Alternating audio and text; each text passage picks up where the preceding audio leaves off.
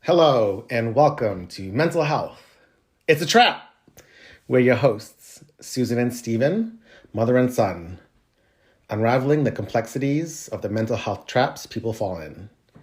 Join us on this podcast journey as we demystify the mental health labyrinth, explore common issues, and provide you with tools to navigate this sometimes extremely daunting terrain. You can expect engaging conversations, personal stories, and probably also have a laugh or two. Access to mental health care should not be what causes you additional stress. We invite you to follow along, and together we can embrace the darkness.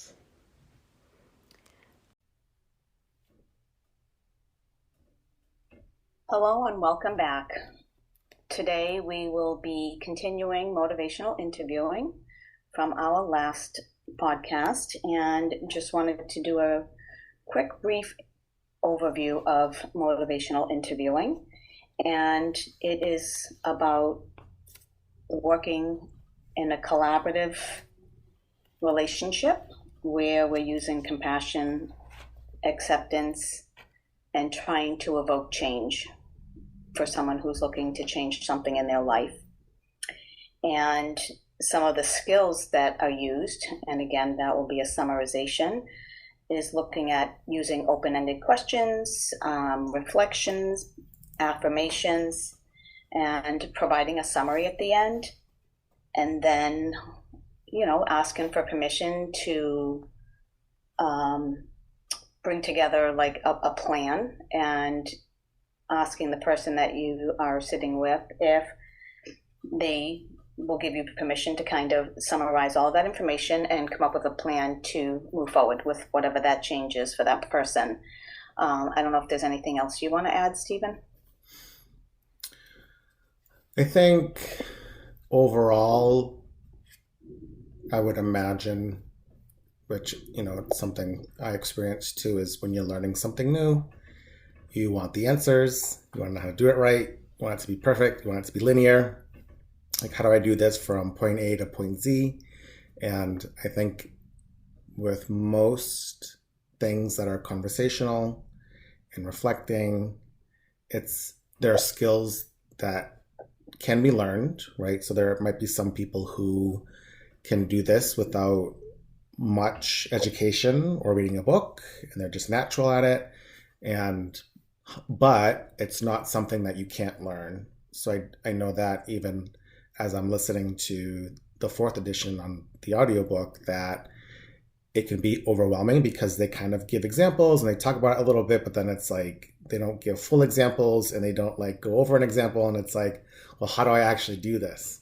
So I think for this episode, that's why we kind of want to go over one of the examples that is in the 3rd book, because my mother and I both have the 3rd edition, and so it's easier to kind of read off them and then to help give you all an idea of what it looks like. So we'll read through it, and then we'll probably go through it a second time just to point out what's being done and how it's being done, so it can give you a framework of how you could use it in your life.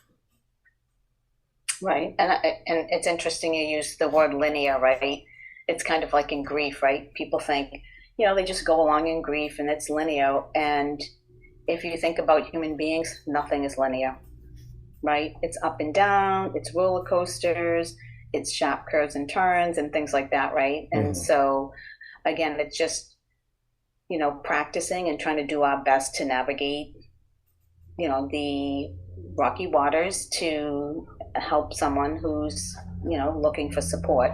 And I think one of the biggest things that I took away from one of my MI trainings was that it's, particularly in a therapeutic setting. So whether you're with a professional, whether it's a doctor, a therapist, a psychiatrist, right?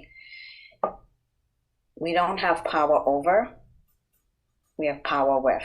And I just think that's a really profound statement of really talking about working alongside versus follow me, I'm the driver, and I know what's best for you. So I just wanted to point that out. Mm-hmm. So yeah, we can definitely go through the example that's provided in the MI book, second edition, by William R. Miller and Stephen Rollnick. So Stephen will be the interviewer and I will be the client. Hello, Julia. Thank you for coming in a little early and completing the paperwork our receptionist gave you. I've looked it over and I'll have some other questions to ask you later. But right now, I just want to start fresh and understand what brings you here today. What's happening and how do you hope we might be able to help? I don't know exactly what to do here, but I feel like I'm falling apart. I don't have any energy. I don't know what's going on with me. Maybe I need some pills. You're feeling upset and confused, and maybe a little surprised too. Surprised? Well, yes. I never thought I'd be acting this way. One confusing thing, then, is that you don't understand why you're doing what you're doing. What's been happening? Well, I just broke up with my boyfriend. I mean, we've been living together and I thought he loved me, but he's just so distant. He won't talk to me, and I think maybe he's seeing someone else. Anyhow, he told me I'm crazy. What you did surprised him too. I just lost it. I started screaming at him, throwing things at him. What were you throwing? Glasses, things from the sink, a coffee pot. You really wanted to hurt him. I don't know.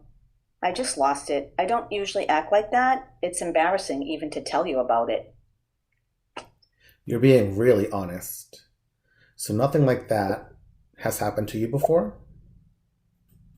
Well, it has, actually.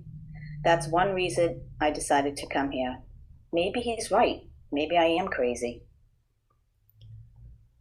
This blow up wasn't the first time that's happened to you. Men just drive me crazy.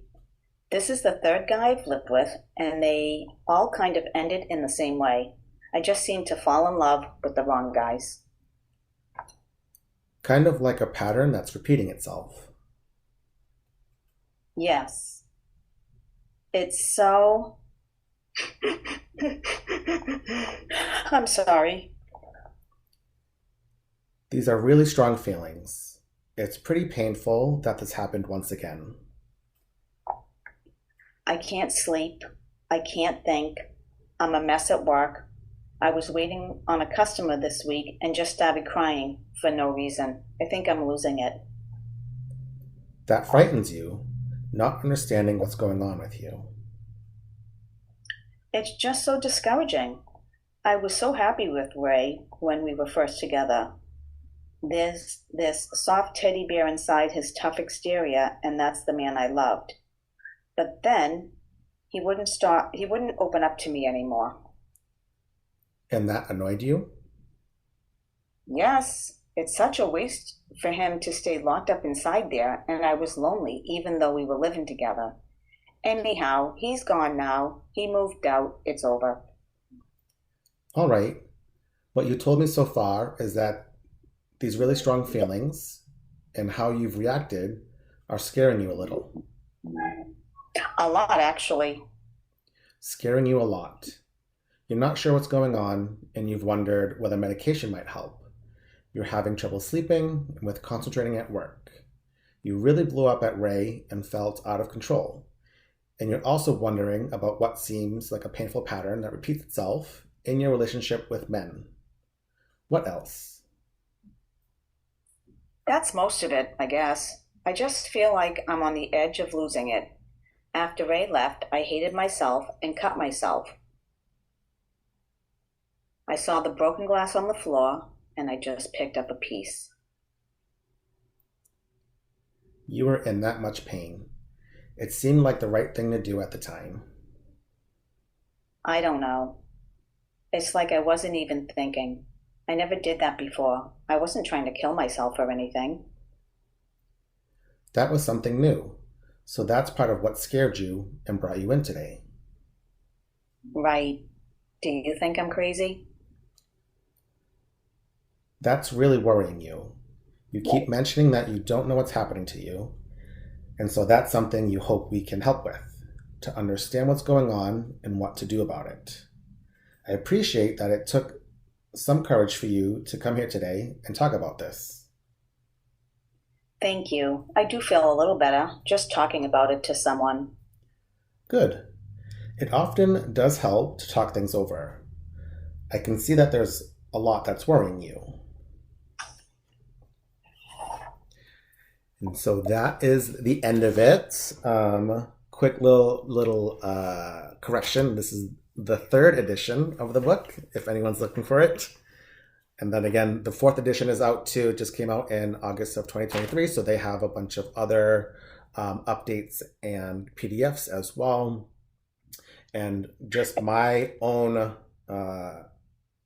analyzing of myself, I noticed that I kept asking things in questions when they were supposed to be sentences. So I think that's one of the things about motivational interviewing, is that what I've noticed is that there's a lot of reflecting that is done, or statements over questions. Because when you ask a question, and if it's closed ended, so if it's like a yes or no, or if it's a single answer, that sometimes people can feel like you're interrogating them, or like it's an interview. They shut down. And so instead of just saying or reflecting, I was inflecting my voice and turning it into a question. And so it's a little easier to go along with it since we're reading it.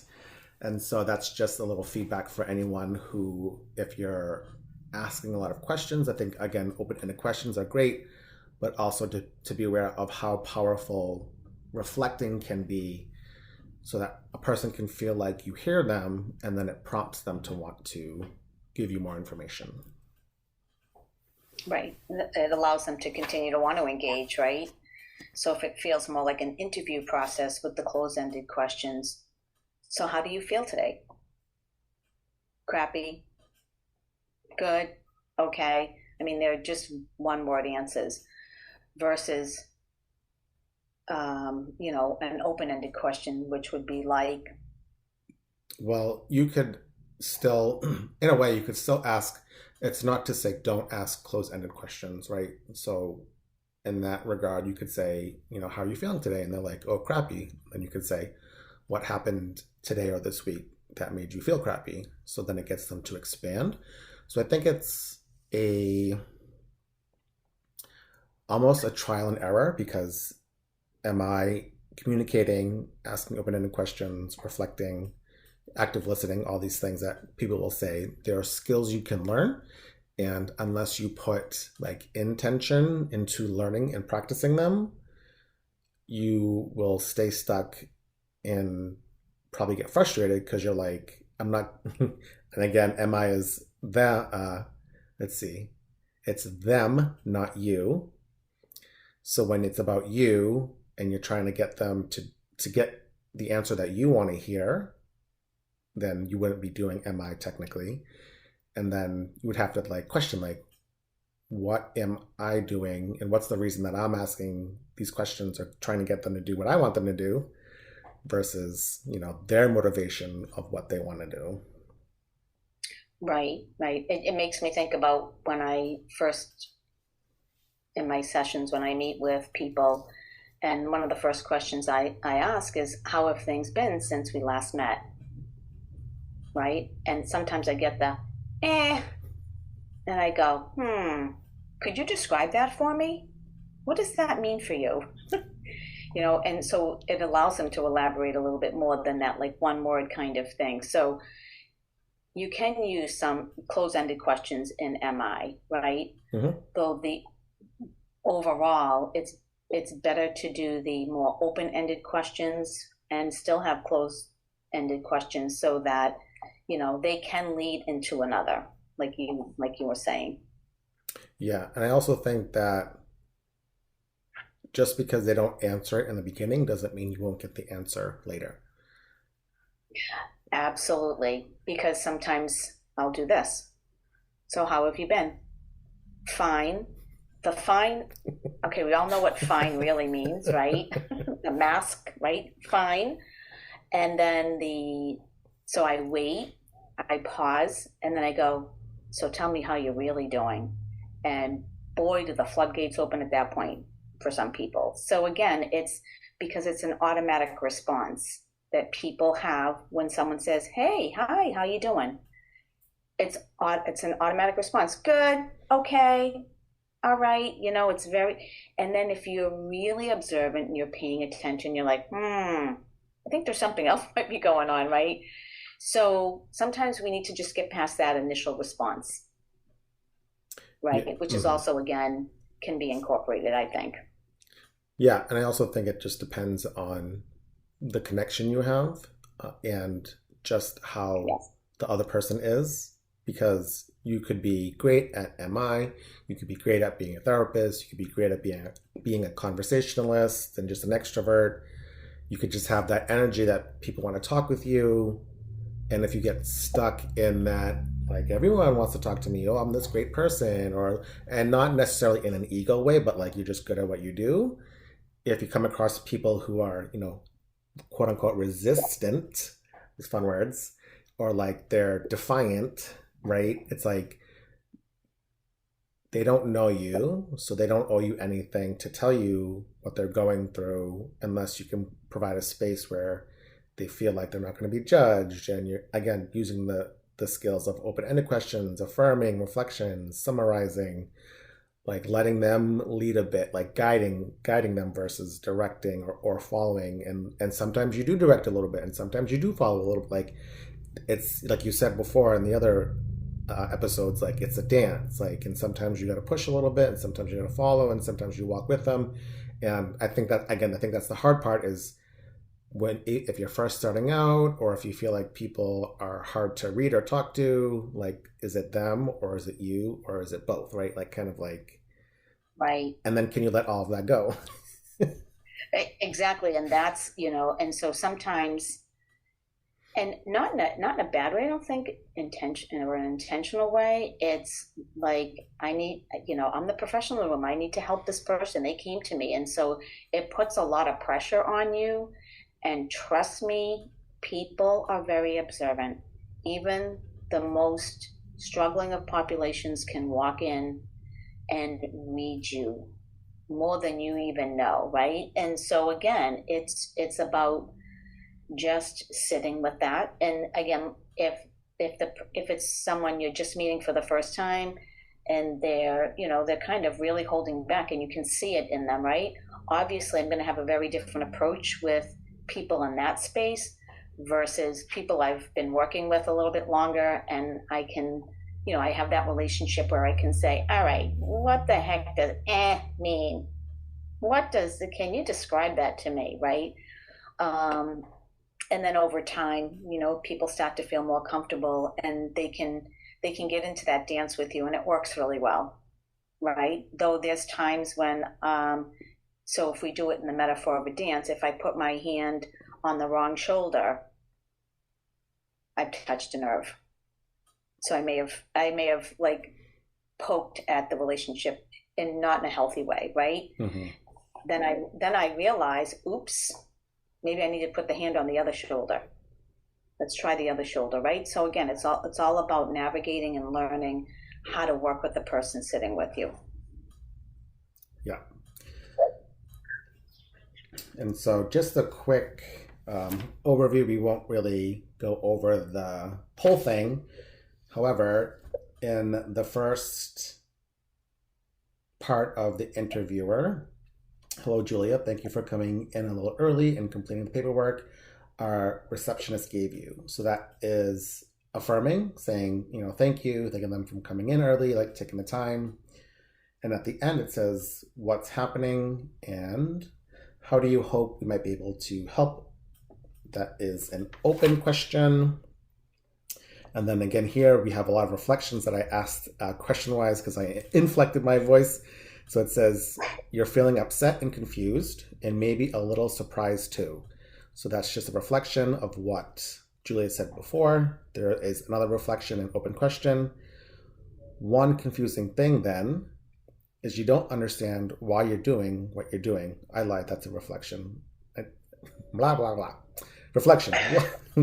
One confusing thing then is you don't understand why you're doing what you're doing.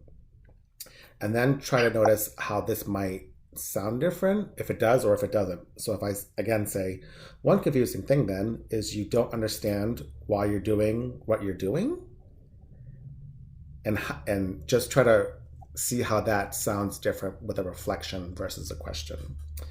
And then with the open question was, what's been happening?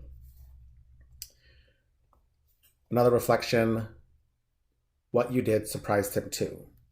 This is the one where I noticed I was inflecting because I said, what you did surprised him too versus what you did surprised him too. Like just matter of fact. There is a closed question. What were you throwing? Yeah, very simple question, right? Because there's not a lot of information in that. So again, it's like, how do we inject those closed-ended questions to be able to, because we only need an answer for something to that particular question. Yeah, and some closed questions also give you, depending on the person, sometimes they give you more information. Sometimes it's more than one thing, or they give you the thing and they explain themselves. Right. And then another affirming statement, you're being really honest, and then a reflection. So nothing like that has happened to you before. And so the interviewer does a lot of reflection. So again, I think that's a skill that might be difficult for a lot of people because we're so used to asking questions. And I think there was a lot that he had a bit of affirming in there as well, right? Which is really important because people want to feel validated. Mm-hmm.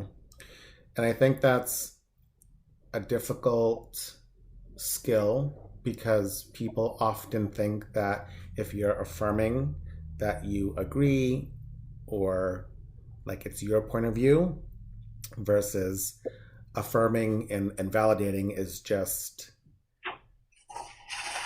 again, reflecting, like repeating what they say, reflecting and affirming their perspective because it's true to them, even if you disagree with it. Right, like throwing things, or if she says I attacked him or I stabbed him, and you can just like you stabbed him, like just like reflecting like what she said. Right, exactly. Because I think it can, and I think people can take that away, right? So I'm affirming and saying it's okay that you did these things, and that's not really what's happening. It's more of like that reflection, affirming you've made this statement, so we're really looking more at the strengths, right? Of coming through the door and asking for help. Big step, right? For everyone. And then, and then just affirming like the strong emotional responses that she was having and, not saying, oh, it's okay that you threw glass and whatever you could find in the kitchen sink at him. It was more of just a reflection too of like, So I think people can feel uncomfortable. I was really uncomfortable with MI personally because it, there were a lot of moving parts in it. And again, until you practice it, then you start to feel more comfortable with it. And the last quick little thing that we will end on, and then we'll probably explain more in the next episode, is that there are some early traps that promote disengagement. So traps that we might fall in that make the people close off from wanting to have a discussion with us. So the first one is the assessment trap, which I feel like this is probably like a difficult one because a lot of places, they do intakes, they do assessments, and it can be difficult to make that connection. Some places they'll have a different person who does the assessment and they'll go to a new person, and sometimes places the person who does the assessment can sometimes be the person who they do work with, but getting stuck in that always assessing. Then there's the expert trap. We kind of briefly talked about this. If if your ego runs the show and you're like, I am the doctor, I'm the therapist, I know what to do, I know better than you, it's not going to work that way. I mean, maybe you'll get some people who will, follow you and want to be directed. Most part, people want to be, guided or supported. Then yeah. Do you want me to do the next one? Sure. Okay. So the premature focus trap, right? Is that the one we're on? Mm-hmm. I jumped in to say this one because I've seen it happen more often than not sometimes where, we hear one thing and we jump on that and we say, this is the area of focus, right? So we're going to do this, right? So that might not be where the client is at. That might not be where the person is at who is there looking for help and wanting to make a change, right? And, when you talk about like the assessment and the intake, and so there's a whole bunch of information that's collected, and then we automatically assume, okay, we're doing this thing, right? Well, let me share with you, you're not doing anything until you meet with the client and see what it is that they want to work on. So sometimes we get into a focus area too early on, and that is definitely not where the client is at. Mm-hmm. I don't know if there's anything else you want to share on that. No, I think that's what MI is too. It's usually, I don't know if it's always, but you usually ask permission. So if you ask like, oh, it sounds like this is really bothering you, is that something that you want to focus on? And they could say yes, they could say no, right? Versus like directing them down that path of asking more questions around whatever it is that they brought up that might not be what they want to work on. Right. And then the last three, we have the labeling trap in the mental health medical field. I think this happens a lot. And people just get a label, they get misdiagnosed. And, briefly I have a friend, going through the medical system.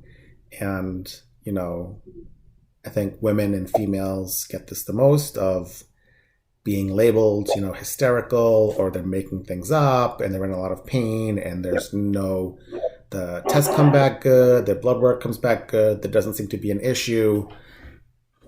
And oftentimes until you see like a woman or female provider who has had their struggles, who, just like, again, learning the skills for MI to be better at it, they've had that personal experience, and then they've got their educational experience, and now they're working, they get better reviews than men or male doctors because they understand it and they treat, people as people, and that even if the signs and tests don't show anything wrong, then, they treat them like a human. They're like, okay, well, you're in pain, so I believe you.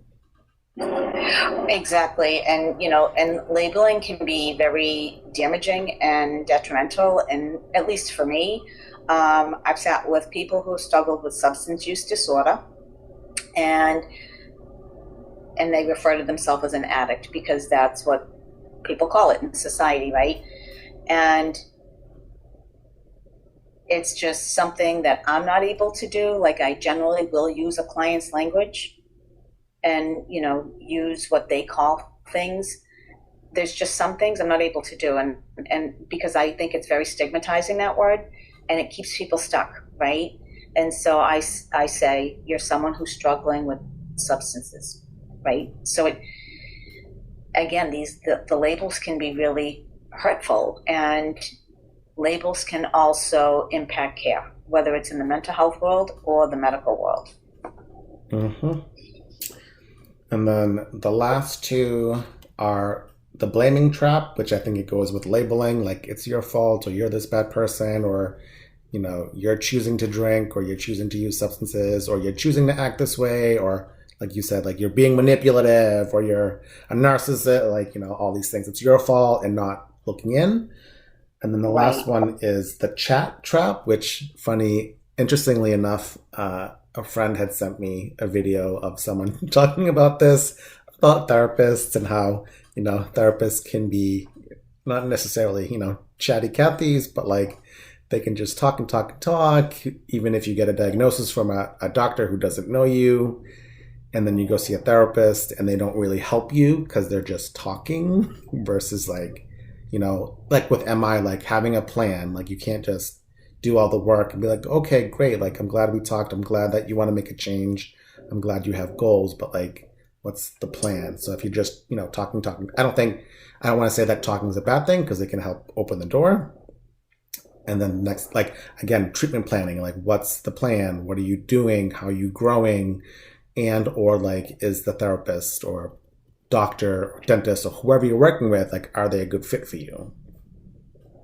So that's interesting because that just recently happened to me with a patient, right? So patient came in, I've been working with the patient for a little bit now, probably about 2 months, and came in and we were, just how are things going?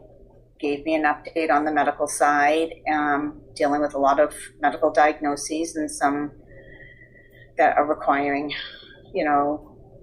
radiation and chemo treatment and things like that. And then we got into some topic, and within about 15 minutes or towards the end, the patient said, "Really didn't talk about me much today."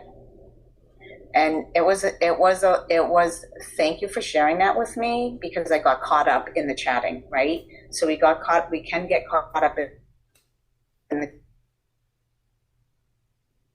chatting, and open enough to share that with me. So the next appointment, quick little check-in, and focused on the thing that this patient is coming in to work on. So it can happen to any of us. Doesn't matter how long that you've been in practice, you meet with people, you start to feel more comfortable.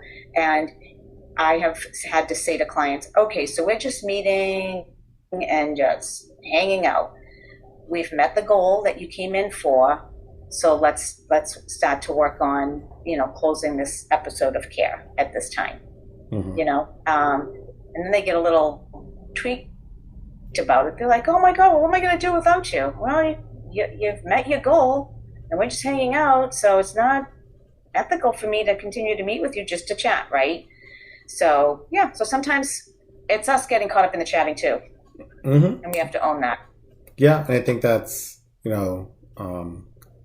that is the balance between living life. Is we're all people, we're humans, we're going to make mistakes, and it's both on the professional to be aware of it, but also to not like be overwhelmed with like guilt or shame, like, oh, I shouldn't be doing this. It's like we're human, and when you make those relationships and those connections, and then to the person who's getting care or support or guidance or a coach, it's also like on you too, right? Because you're the boss. You're paying, you're there, even if it's just the copay and the insurance is paying for it, you're still like, this is for you, for your growth, in some ways, even if you're being mandated, which I guess is another topic we can talk about later. But even if you're forced to be doing something, you still have to build like a relationship and a connection.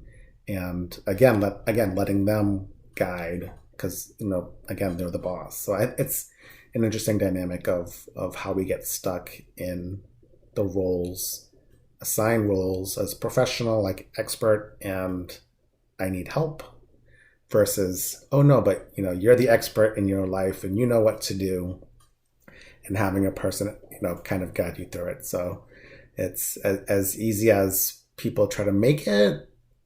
I think it's what happens when we grow as a society, like when we have all these things and it works for, even if it's just some people, but if it works, then the expectation is kind of like it works for everyone, or it's a magic wand and there's a cure. And it's like, it takes work to live and it takes work to heal, and healing